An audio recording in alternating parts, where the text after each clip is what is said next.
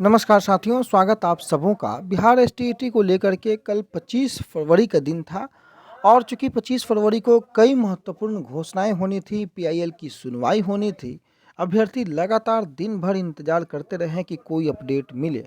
विधानसभा सत्र भी चला, राज्यपाल का अभिभाषण भी हुआ, पीआईएल पटना हाईकोर्ट में लंबित था, सुनवाई भी केस की हुई, परंतु पीआईएल के नंबर तक केस नहीं पहुंच पाया।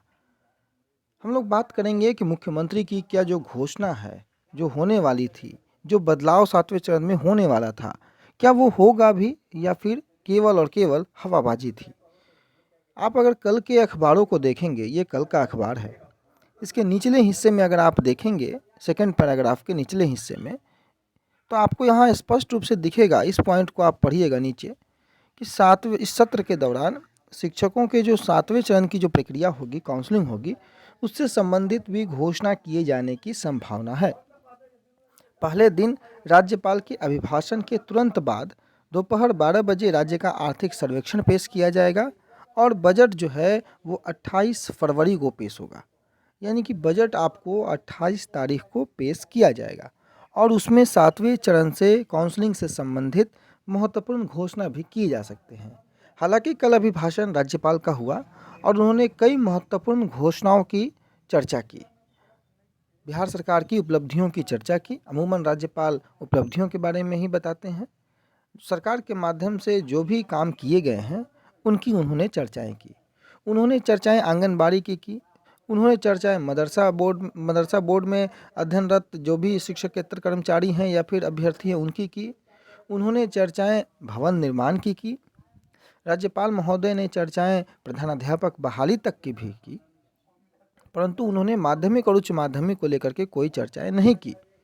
राज्यपाल महोदय ने रिक्रूटमेंट बोर्ड बनाने की कोई चर्चाएं नहीं की। कल 25 फरवरी का दिन विधानसभा सत्र में अभ्यर्थियों की निगाहें टिकी हुई थी और दूसरी ओर सड़कों पर अभ्यर्थी आंदोलनरत भी थे, परंतु कोई ठोस नतीजा नहीं निकल पाया। रजनीश कुमार पत्रकार न्यूज 18 ने ये बात स्पष्ट कही थी कि 25 तारीख को कोई बड़ी घोषणा होने की संभावना है।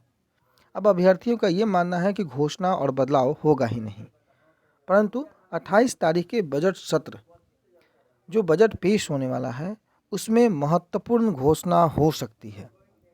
खबरें यह भी हैं कि 7वें चरण में बदलाव की जो बातें हैं वो बिल्कुल सही हैं और बदलाव होगा। नियत समय में क्या बदलाव होगा उसकी चर्चाएं आप लोगों तक हम प्रस्तुत करेंगे, परंतु फिलहाल कल का दिन खाली रहा, कोई नतीजा निकल के नहीं आया विधानसभा से। परंतु बदलाव होंगे, अनाउंसमेंट होगा, जल्द हो, इसकी हम सबको उम्मीद है। रजनीश कुमार के माध्यम से जो भी बातें कही गई हैं, उस बदलाव का इंतजार सभी को है।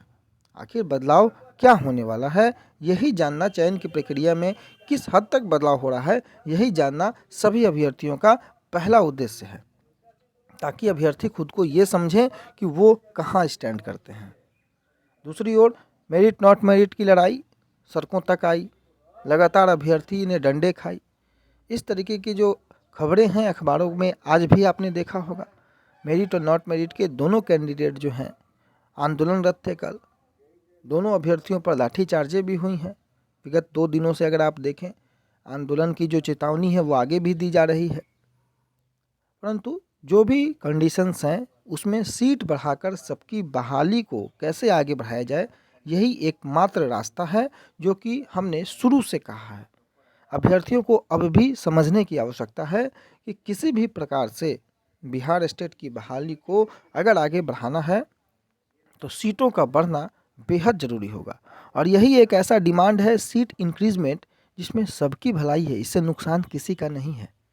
आम अभ्यर्थी को ये सोचना चाहिए, भले ही वो मेरिट हो या नॉट मेरिट हो, क्वालिफाई हो या 2011 के हों, सभी को ये सोचना चाहिए कि सीट बढ़ाने को लेकर के एक आंदोलन बेहद आवश्यक है।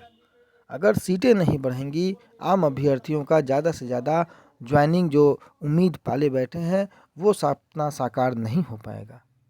उम्मीद होगा कि अभ्यर्थी सीट बढ़ाने को लेकर के भी आंदोलन करेंगे। कई एविडेंस, कई प्रूफ उनके पास है।